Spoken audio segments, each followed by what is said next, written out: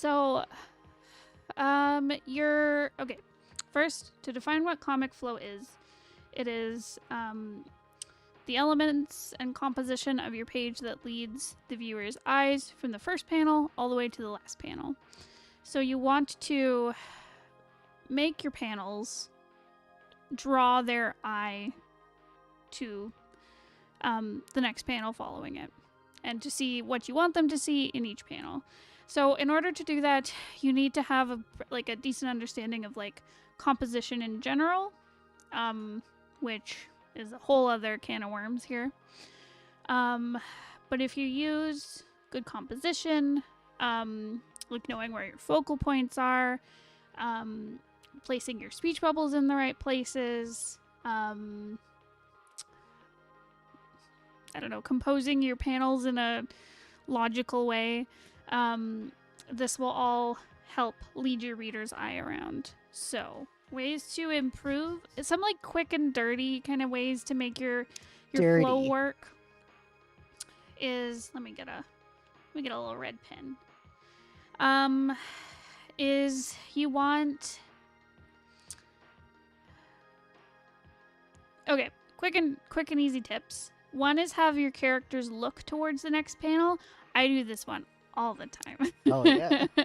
So, for example, here, Tammy is looking at the next thing I want you to look at, which is Amy giving a thumbs up here. So her eyes are directly looking at the next thing. Humans like to follow eye lines. We do.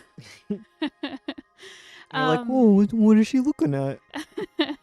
So also in this last panel, when I was picturing it in my head, I was thinking of having Tammy look the other direction, but I was like, that would be weird. If you follow her eyes, it would probably lead you back to the previous panels. Why not have her facing towards the end of the page, because that's where I want the reader to go. Mm-hmm. So that's one really quick way to do it. Another way you can lead the eye around is with the tail of your bubble, because when someone opens a comic page, they're going to be looking at the dialogue first, probably. Night, Ian. Oh, good night. I haven't seen you in forever, but I know. nice. I noticed you pop in. But yeah,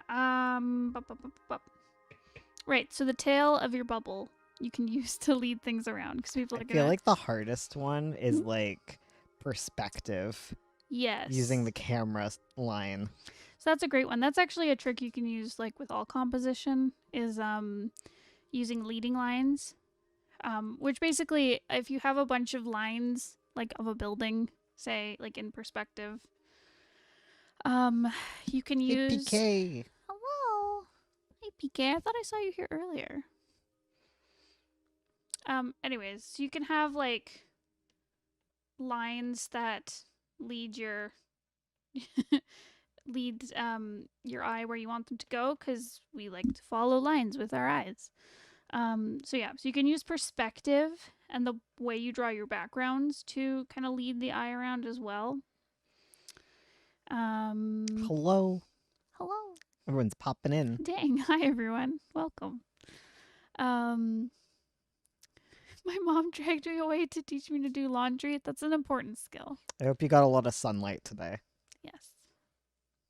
Anyways, yes. Oh, I know this scene. The scene? Yeah. E. I wrote it. What? I know. You're the writer of The Magpie? I am. I love that but comic. you can use leading lines to guide people through the comic. Just lines. Lines are your friend. Lines are your friend. Lines is where flow comes from. Yes. Just think where they gotta go and put a line there. Yes. And just hide the line with comic. Sometimes it can help. One thing that helped me really early on was like I'd put down my panels and then I'd draw like a line of where I wanted the eye to go and try and like compose things on top of that. So yeah. It's like, what's that noise? It's the mice on the wheel. Oh. Cause generally when reading like Western English comics, whatever, people are gonna read from left to right. So you start up at the top left corner, and then you go to the right side of the panel, or I guess the bottom right side of the panel, and then you keep zigzagging back and forth. or however you need. It especially helps to draw that line when you have like a really complicated layout where you have like maybe more than 5 panels.